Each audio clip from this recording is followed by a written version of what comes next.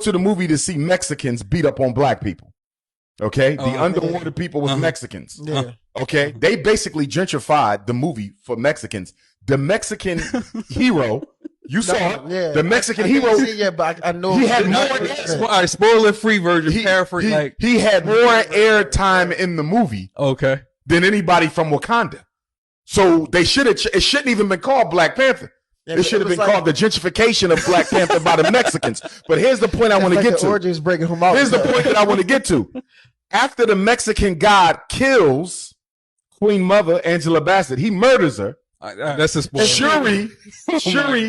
Shuri has a chance to murder him back, and instead she exercises patience and says we can work together. And what does the Mexican woman say to the Mexican at the end? Why are you forming an allegiance with Wakanda? Yeah. You should have destroyed them. And what did he say? Don't worry. They trust us now.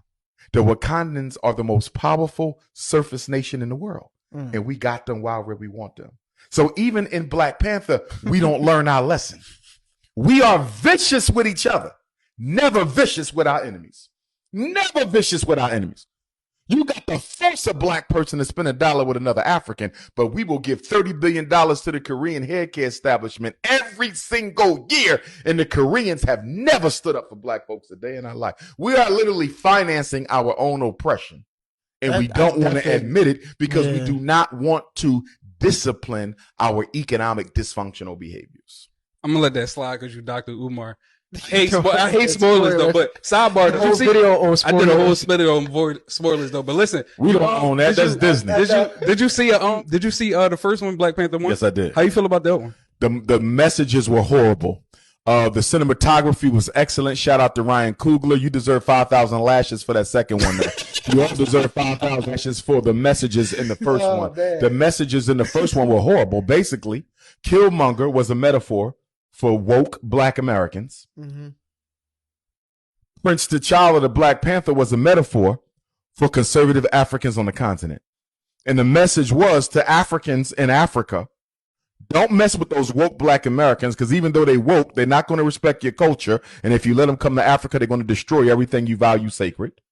And the message to African Americans was black people in Africa don't want nothing to do with you and they do not trust you. So you should just best stay here in America and try to work with us white folks. And then to make it even worse, the CIA agent Ross, the white man, the white guy, he saves the day towards the end of the movie in the first movie. How in the hell can the CIA be the savior of black people when you murdered King, you murdered Malcolm, you overthrew Kwame Nkrumah, you helped the apartheid government track down and arrest Nelson Mandela. You participated in the assassination of Amilcar Cabral. You had input in Thomas Sankara. You executed Patrice Lumumba.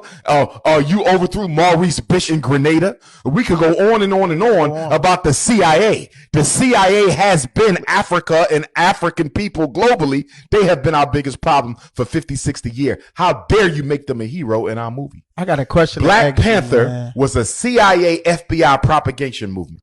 I didn't go to the